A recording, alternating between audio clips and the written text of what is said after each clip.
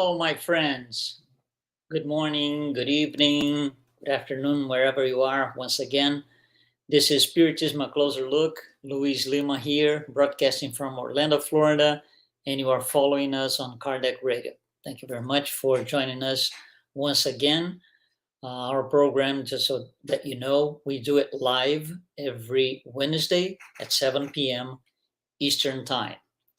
Tonight, we're going to take a closer look at instinct and intelligence. We can find this very useful information on the Spirit's book, questions 71 through 75, but also on the Genesis. We have very interesting information on the Genesis at length. So, chapter 3, the name of the chapter is Good and Evil, and it goes from items 11 through 19. We are going to use these two sources for our discussion here tonight. So let's get to it. We need to put things into context a little bit before we can even start talking about it. So we're going to go back to the very beginning, something that we've mentioned here a few times, but let's go back to creation itself. So creation, we have two elements under God. So from God, under God, we have spirit, which is the intelligent principle, and matter, which comes from the universal cosmic fluid. So we have spirit and matter. And these things, these two elements, they have no common place. Nothing is common to both. If matter, as we know it, has nothing to do with intelligence. There is no intelligence in the matter. Matter is inert, and vice versa. There is no matter in the spirit or the soul. So instinct and intelligence are things that belong to the spirit side of things, the spirit world. They have nothing to do with matter. They do not depend, instinct and intelligence do not depend at all on the material principle, which are the seeds of anything that one day is going to be matter of some form.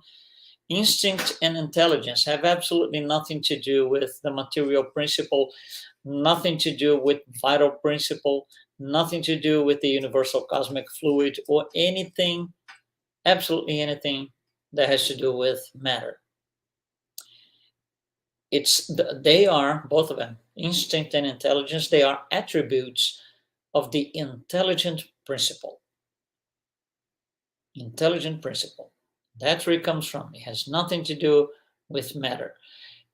And because we have several different levels of intelligence, God being the supreme intelligence, but we have several different levels because all the spirits, they are on a certain level of advancement. So some are more advanced, some are less advanced, some are just starting out, some are always purified completely.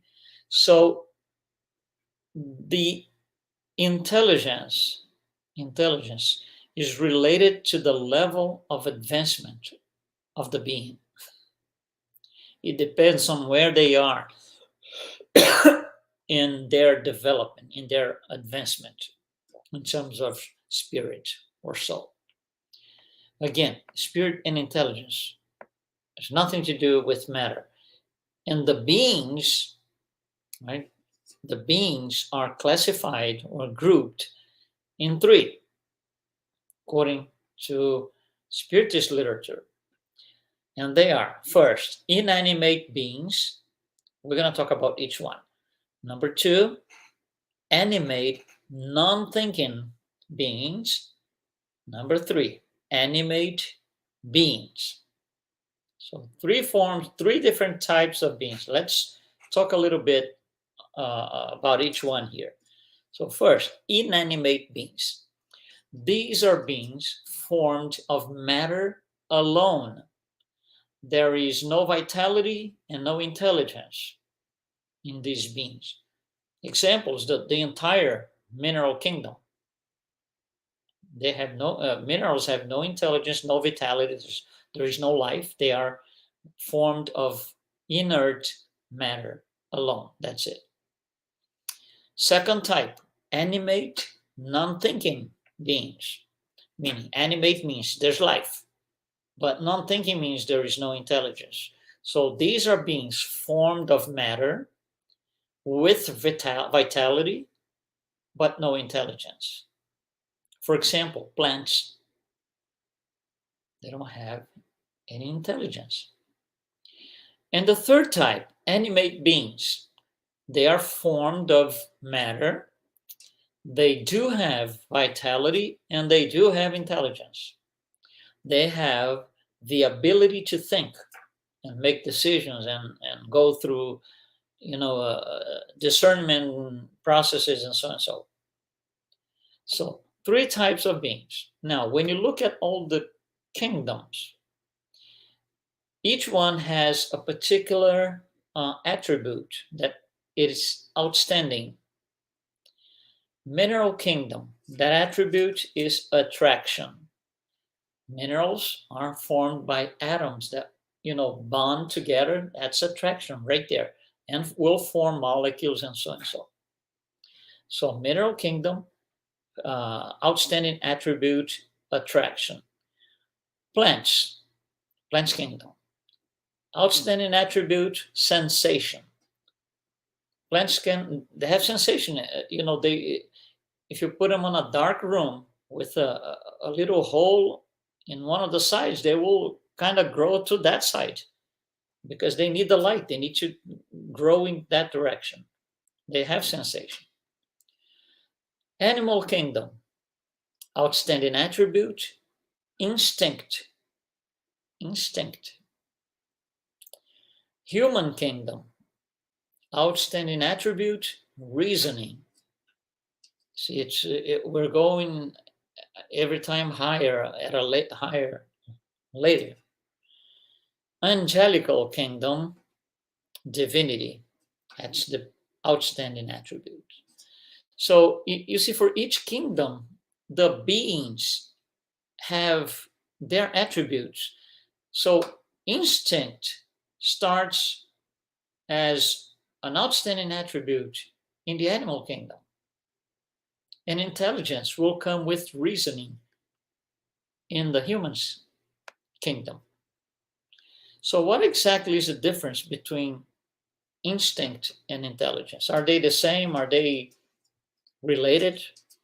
So let's go by definition first, and then we'll discuss a few things. Instinct, let's try to define this, each one of them. Instinct, we could define as this hidden force that drives organic life, right? That drives organic beings to spontaneous and unintentional acts, having their self-preservation in mind. So it's something almost automated. There is no reflection. You don't reflect upon things, no calculation, no premeditation, no strategy, nothing like this. It's like you can be talking to somebody and suddenly, let's just say, you hear a very loud noise that shakes the room, for example. By instinct, you're going to probably do something like this to protect yourself. That's the idea of self-preservation that stands out at that very second. But it's instinct. You first you do this, and then you're gonna think about, what is this? What kind of sound is this? Am I doing the right thing? Should I, wake up? Just get up and go where? You see, the strategy, the whole thinking process comes after you take the first action. That first action, which sometimes we call by impulse, is the instinct. On the other hand, intelligence is this intentional, not automated, intentional, thought out, or premeditated and calculated act. And it depends on circumstances. not necessarily you take the same action after thinking of something exactly the same. For example, when you dress up tomorrow morning, you just decide that, for what I'm going to do today, dressing in blue is nice. And next day, you're going to say, well, I need to go to this certain place. It's going to be better if I wear white clothing. So it's a thought out process, but the outcome is not always the same because it depends on circumstances. So the ability to analyze the circumstances, the surroundings, and make a decision, that is intelligence. That's not instinct. So beings such plants, for example, such as the plants, they don't have any intelligence because they don't go through a thinking process. They don't have the ability to, hey, stop everything. Let me put a strategy here. What am I going to do? Am I going to act this way? Am I going to act that way? That's for uh, humans. We do that. So instinct is this automatic action. It's a reaction most of the times to some sort of physical integrity. Like I said, you hear something loud, you go like this. So you're protecting your physical being. Intelligence requires and is based upon reflection, complexity of things, deliberation, strategy. All of these things belong to the intelligence side of things, not to instinct. So, intelligence, because it's a process that has to be thought through, it depends on the person, on each one, and is subject to error because we are not perfect. We can, within a situation, a circumstance, we can analyze, make our decisions, and they cannot be the best decision, but we won't know until maybe later. So there are possibilities. There is a possibility for error when you use intelligence. Instinct, not necessarily. There's no possibility for that because you're protecting yourself. For example, that's an interesting thing. Both of them, instinct and intelligence. I'm going to say that again. Do not depend on matter. If it depended on matter, or for those who would probably consider that instinct and intelligence depend on matter, the material principle. Think about this. An atom of carbon cannot be more intelligent than the other atom of carbon. They're all the same. Whatever chemical reaction that happens to one carbon atom happens to the other equally. The outcome is always the same because matter does not carry intelligence. Matter is manipulated by intelligences or an intelligent principle. So the source of instinct and intelligence is the intelligent principle, not the material principle. And again, intelligence is different for each person because it includes reasoning. And reasoning is this bridge between instinct and intelligence. It's like if you have here, this is instinct, this layer up is intelligence. What bridges them is reasoning. And remember, we said in the beginning, one of the outstanding attributes of the human kingdom is reasoning. So we do not stay on the instinct level.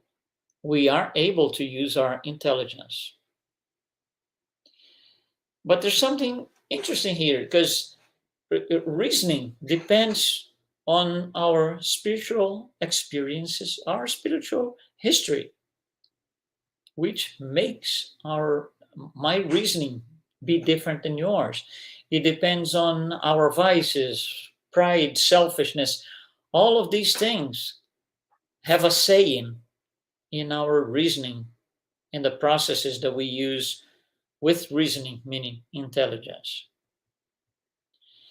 Instinct, we could say that is more, more.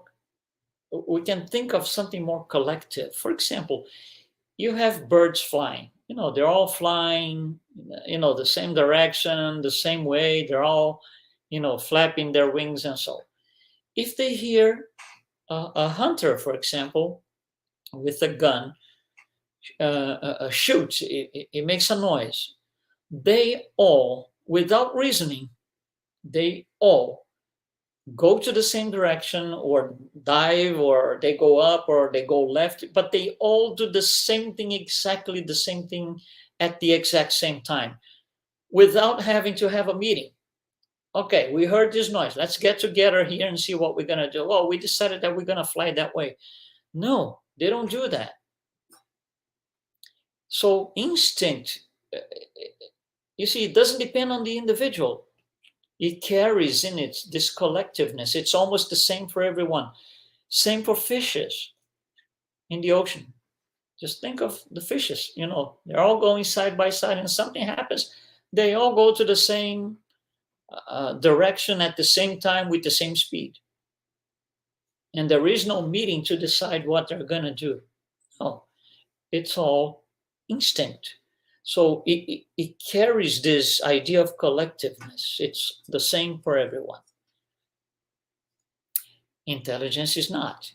Intelligence is different. So we could say that instinct is a non-reasoning intelligence. We can also say that instinct is this rudimentary intelligence, the seeds of intelligence.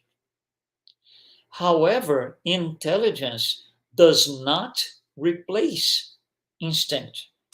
They coexist. We humans, we have both and we use both. Sometimes we act by instinct, some other times we act by intelligence. In higher intelligence, because there will be several levels, right? Depends on the individual. Higher intelligences come with more spiritual progress. So spirits that have reached a higher level of moral advancement, spiritual advancement, they will have this higher intelligence. And so we could think that as we go along and we progress, we evolve, right? Our intelligence becomes more developed. So we could say that instinct weakens with the predominance of the intelligence, right? Intelligence kind of, with time, you will kind of, quotes, please take over. It never takes over because they both coexist, but it becomes predominant. When you look at animals, for example, it's totally different. Let's take a look at the how instinct works in the three kingdoms: plants, animals, and us. So let's plants first. Let's think about them. First of all, they need air. So they need to seek air. If you put them on a place that air is, too tight or so, they will. These plants, they have sensations. They will try to, accommodate themselves in a way that they seek air and they find it. They will turn towards the light, like I said, because they need the light. They will direct their roots in the soil towards water and more nutritious soil. So the roots below the earth, they can go this way or this way or this way. They will spread accordingly, depending on where and how they find water and a more or less nutritious soil. Here's another thing, still in the plants kingdom. The flowers, they will open and close according to necessity. Right? So the plants have this basic instinct. When you go to the animals kingdom, the animal kingdom, they still have the instinct. It's very predominant. It's one of the, like I said, it's the outstanding attribute of the animal kingdom. So with their instinct, they do a whole lot more than a plant will. So for some examples, through instinct, they are warned about beneficial or harmful situations, right? They will seek out propitious climates according to the seasons. That's why we see bird migration. And there's nobody telling them, man, hey guys, it's time to fly south. No, they just do it by instinct. By instinct, they build shelter for their offspring. It's instinct. They build traps to catch prey for nutrition, for feeding. They handle whatever weapons, defensive or offensive they have, in their own favor. Their sexual behavior and activity, it's all by instinct. Mothers in the animal kingdom, breastfeeding, same thing of some sort for those who are mammals. These are all things that do not require a very high level of intelligence. Just requires the minimum, the basic, the instinct, the seeds of intelligence. Now, when you get to humans, that's a whole different story, because now we have instinct, which is more developed, and you have reasoning, which will kind of turn instinct into intelligence. So instinct is still present in humans. Think of a child, for example, in the first days, in the beginning of life, instinct dominates the first movements, the idea that they can, try to stand up first and then later on to move their legs and walk. That's by instinct. They will grip things for nourishment. They will put things on their hands when they're in need of food. They will cry to express their needs. That's instinct. They, I'm hungry. If myself, Luiz Lima, if I'm hungry, I'm going to tell somebody or I'm going to act upon it. Children do this out of instinct in their first years, first month of life or so. They imitate the sound of the voices that they hear. They try, but they can't speak yet. The speaking requires intelligence, not instinct. So that's children. Now, how about us, adults?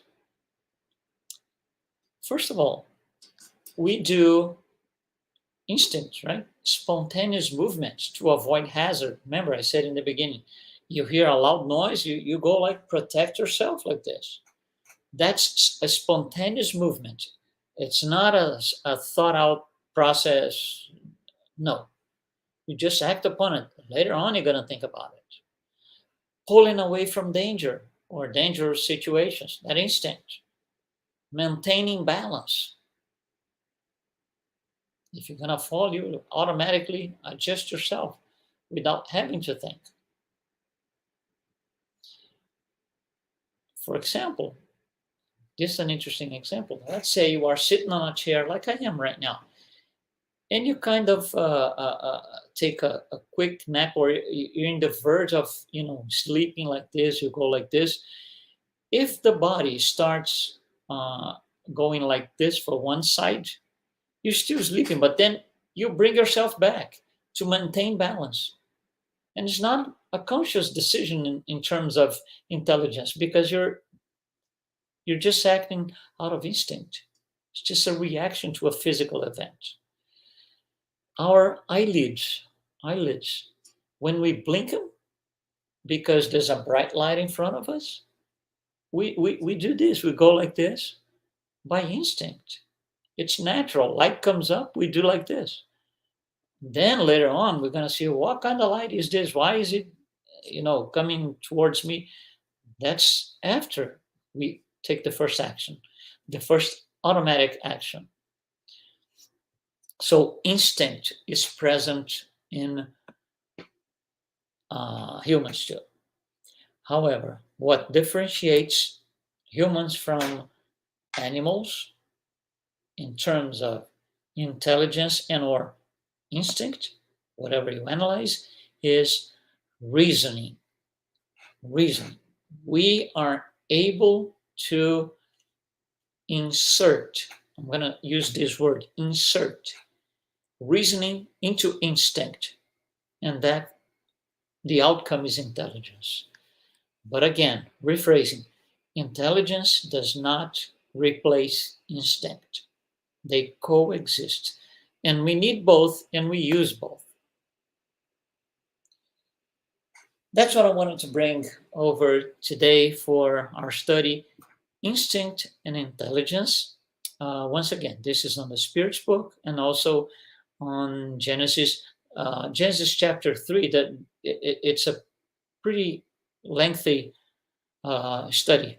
It's about maybe 7 or 8 pages, but it's nice. So thank you very much for being with us today. We will be here next week, Spiritism, a closer look, Wednesday, 7 p.m. Eastern Time. Thanks so much. Be well.